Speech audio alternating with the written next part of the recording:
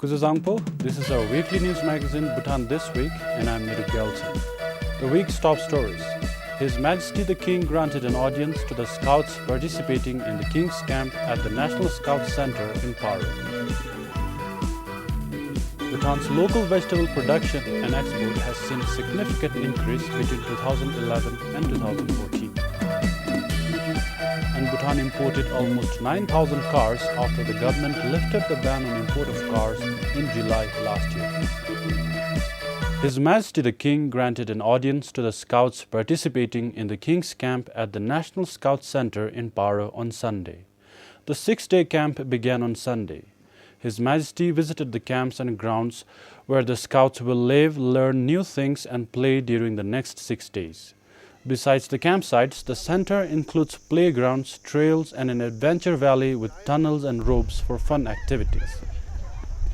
More than 1,400 scouts from all schools in the country will also play various sports, including cycling and archery during their time at the camp. The Chief Minister of Indian state of West Bengal, Mamata Banerjee, arrived in the country on Monday on a 5-day visit. The Chief Minister is visiting the country upon the invitation of Prime Minister Tshering. This is her maiden visit to Bhutan. Lynchen told the media that because of access to seaports, airports and customs station in Kolkata, Bhutan has been accessible to West Bengal and rest of the world. Apart from this, Prime Minister highlighted that the plan of construction of a railway line connecting Hashimara, India to Pasakha saw no progress since 2008 due to land acquisition issues. However, Lynchen assured that Chief Minister Mamata Banerjee has shared that the issue will be resolved. As you heard from Chief Minister Mamata Banerjee, that this is an issue that can be resolved and will be resolved. And so building the railroad from Hashimara to Bhutan to Pasakha is going to connect our economy and our people and our country even more to India and through India to the rest of the world. So we are very optimistic. I said if there is a problem for land acquisition, there we can go for other options where we cannot force people for land acquisition, but there we can go for elevated way or something. So that we'll review and we'll examine, and my ambassador is also here. So both the countries will take up this matter and we'll sort it out. Lynchen added that the primary gateway to Bhutan is through Jaigaon to Phuentsholing, but because Phuentsoling's traffic is getting overcrowded, another route from Bao Bazar in Jaigaon to Phuentsholing has been identified by the West Bengal government. Prime Minister also informed the media that Bhutan has liberal foreign direct investment policy, clean and sustainable environment and political stability, and West Bengal will provide the market, which thereby is a win-win situation for both. Pemal Hadan, BBS News. 42 workers of Pendan Cement Authority Limited in Gomtu have been allegedly terminated from their work by the management without prior notice. One of the workers allegedly terminated said after an internal meeting between the department heads and managing director on Monday, they were asked to leave the company. However, PCAL officials said the layoff has not been finalized. They said the decision remains with the management. However, they are assessing the renewal of the contracts of the 42 employees considering the rough time the company is going through. The workers are categorized as national workforce under the company's job profile. Their contract is renewed after every 3 months. While the PCAL claims that their contract expired on September, the workers say it is valid till the end of this year. There are about 300 national workforce laborers with the company, earning a daily minimum wages that go up to 3,500 Nutrim a month. A Bhutanese man died in a bus accident in Subdan in West Bengal, which is some 270 kilometers away from Phuentsholing towards Kolkata. The accident happened at around 11:30 p.m. on Wednesday after the Bhutan Post bus heading to Kolkata from Phuentsholing toppled on the highway. Another Bhutanese woman suffered a head injury while the rest of the passengers escaped unhurt. There were 24 passengers in the bus, of which 14 were Bhutanese. Police in Phuentsholing said police personnel were sent to the scene soon after the accident to help the passengers. The cause of the accident is not known. although the police at the scene said that the road is narrow, which perhaps led to the fatality. 49 households in Tursa in Phuentsholing have been living without electricity. The affected families said the power was disconnected without any notice. Those people, however, could not meet the Tromde officials to appeal for the electricity reconnection. They approached the office on Monday. These huts in Tursa are believed to have existed for more than a decade now. Its occupants are mostly people from the lower income bracket. Until Thursday morning, they had the electricity supply. Without any notice or information, our electricity got disconnected. Our children are having their exams, but there is no electricity. We don't even have kerosene to light our house. Moreover, there's no cooking gas also. We went to get it, but it's not available at the depot. There is no light at night, and at the moment, cooking gas is also not available in Phuentsholing.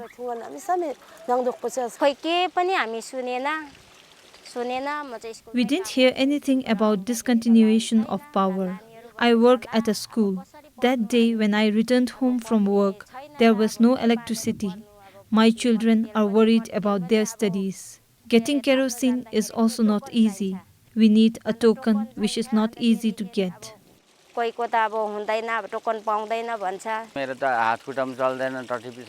am physically challenged person, so it's very difficult to go to toilet at night. Had they informed us earlier, we could have managed to buy candles, but the electricity was cut off suddenly. The Bhutan Power Corporation in Phuentsholing said the power was cut off as per the letter issued to them by the Tromde.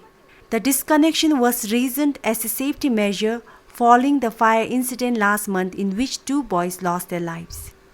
If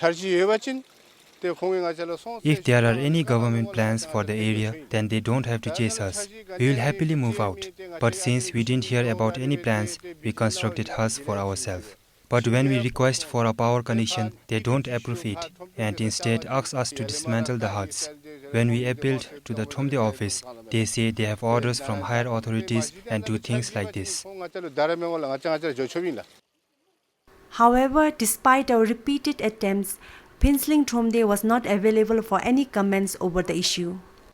For now, people are planning to appeal to Tromde on Monday to reconsider their decision.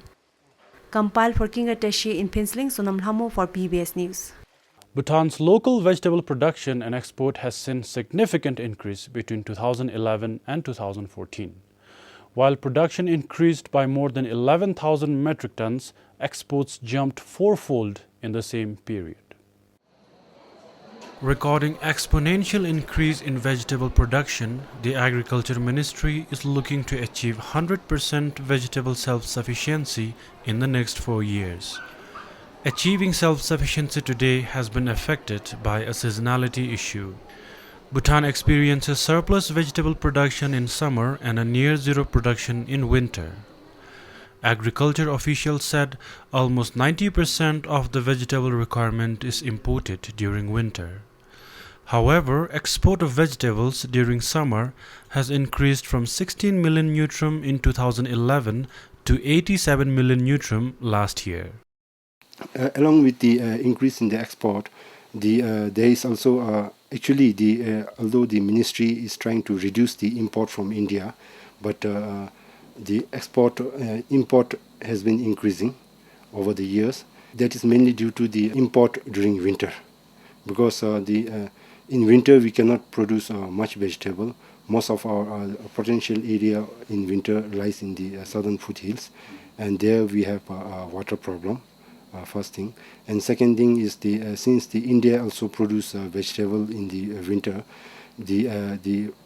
we cannot compete with the Indian vegetable in terms of cost of production per kilogram of vegetable. Bhutan grows more than 30 varieties of vegetables. Last year, over 27 million neutrum was spent on various initiatives to increase local vegetable production. In 2011, it was only 5 million neutrum. Chili continues to be the most grown vegetable in Bhutan. Nirup Gelson for BBS News. Bejeweled lance-headed pit viper snake, spotted wren babbler, and a new species of torrent catfish are some of the striking discoveries made by WWF in Bhutan. These new species are among the 15 new species found in Bhutan between 2009 and 2014. The WWF discovered over 200 new species in the eastern Himalaya between 2009 and 2014. Of the total, 15 new species were found in Bhutan. The new discoveries in the eastern Himalaya include over 100 plants, 39 invertebrates, 26 fish, 10 amphibians, 1 reptile, 1 bird, and 1 mammal. Some of the most striking discoveries include a vibrant blue dwarf walking snakehead fish found in India. This fish can breathe atmospheric air and survive on land for up to 4 days. Another discovery is a monkey in Myanmar whose upturned nose leads to a sneeze every time the rain falls. However, according to the program leader of the WWF Leaving Himalayas initiative, discovering such variety of new species is a challenge. Well, some of the issues are in terms of the terrain and topography of the Himalayas, including Bhutan. A lot of the places are very inaccessible. So for scientists to actually reach some of the remote destinations in Bhutan and in the eastern Himalayas is a challenge in itself, as well as limitations in technical capacity. He added 34 new species are discovered every year. 5th of October is also marked as the World Habitat Day. As part of the day, a WWF report on new species discoveries in the eastern Himalayas, Volume 2 was also launched. Dikilhamo, BBS News. Bhutanese marrying foreigners can now get their marriage certificates within 1 year if all the required documents are submitted to the High Court. It comes after the Supreme Court made new guidelines for the marriage of Bhutanese citizens to foreigners and directed the High Court to start processing marriage certificates. Good news for more than 500 Bhutanese whose marriage certificates to marry foreigners has been withheld for 5 years now. The Supreme Court said people have been misusing the certificates since there were no clear guidelines. Kongrata lochigi nanketa ngachi yani ikchabu kha chuji deji di kara sambe lochigi nanke bagong tsubachin tele cheto tim gidin sagi jangben timchi da tele jangben ni gi beshipchebe te analu shipchebe shimda ta analu tagobe kha dakpachiro yu ta ngien tim da ti be odalu ngien di changshim da ta dubigi mikung gop bewachin ta ngachira gi dubigi lamlu su tinam namja di su gara shigo sembe. The High Court will conduct an interview after individuals submit their documents. After thorough verification, the High Court will order the respective district courts to issue the certificate. The Nyantamgi Dunlu Ikchedi Tsu Beshim that Lochigi Nangi Ikchedi Tsam Matsubachin, the Chetotim Sagi Ikchedi Chametan Beshim that Tele Lochigi Rindi Kong Nyantam Ki the Doro Logi Utsumechu, Lochisha.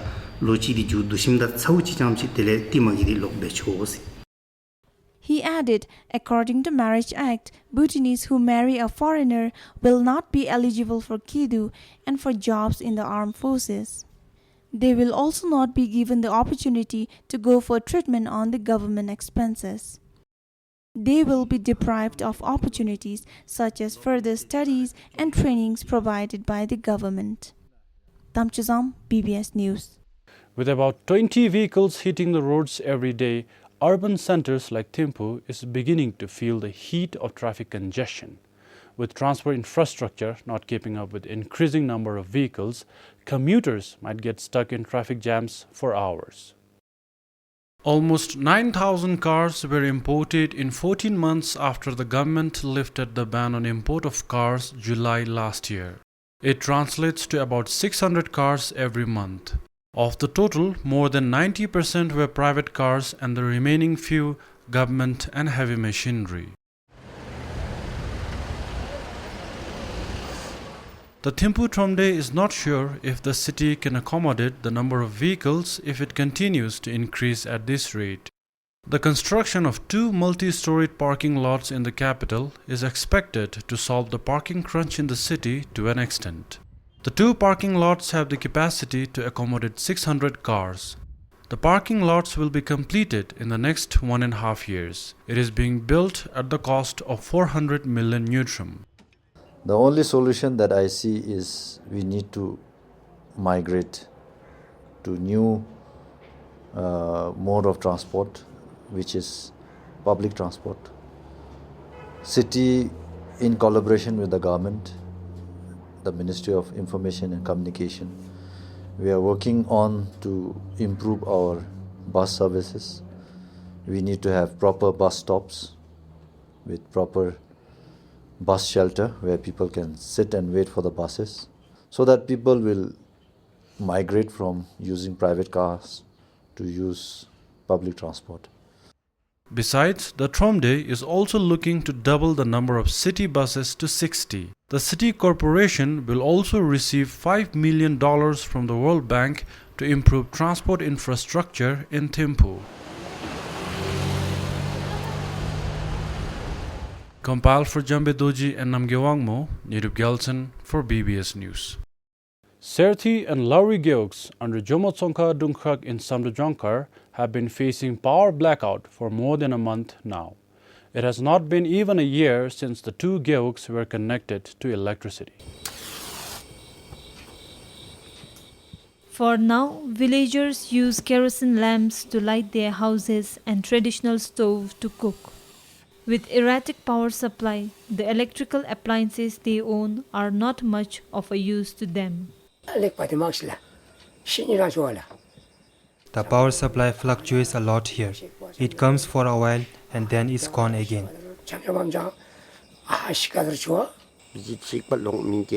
We got the electricity supply, but it's not reliable.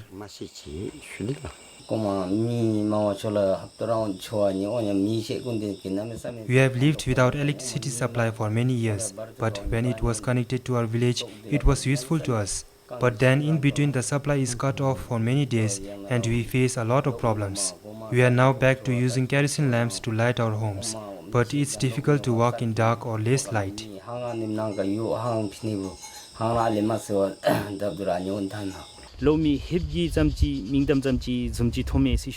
Electricity is there, but then it's not reliable at all. There has been power blackout in the village since 20th August.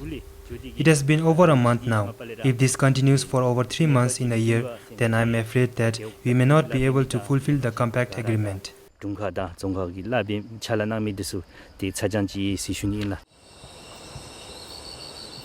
For students of Menjong Central School, in absence of electricity, they manage with torchlights to study.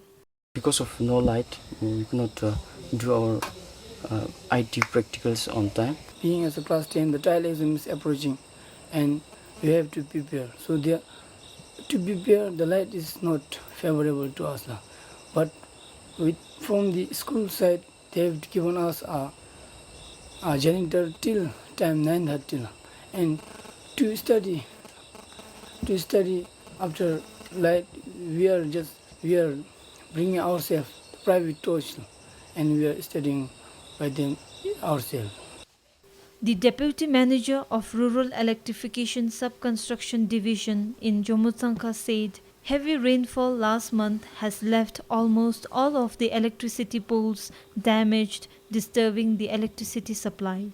They are in the process of restoring it. However, with some places not easily accessible, BPC officials said the restoration work is being hampered. Compiled for Kilewanchu, Tseringzangmo for BBS News. Despite Bhutan's impressive performance and ending the term's goal drought, Bhutan could not end its losing streak in the World Cup qualifier. Maldives emerged triumphant over Bhutan by 4-3. Bhutan conceded an early goal as usual. The Maldives scored the first goal in 11 minutes. They further stretched their lead in 23rd and 33rd minutes without any reply from the Bhutanese side in the first half. A goal converted from penalty in the second half by the Maldives seemed to have extinguished Bhutan's hope for a comeback. But the drama unfolded towards the end of the second half as Bhutan rattled Maldives' defense and scored 3 goals within 7 minutes. Bhutan desperately tried to equalize the match in the last minute, but the Maldives resisted Bhutan's attack till the final whistle of the game. Well, that's all we have for this edition. Thank you for your time.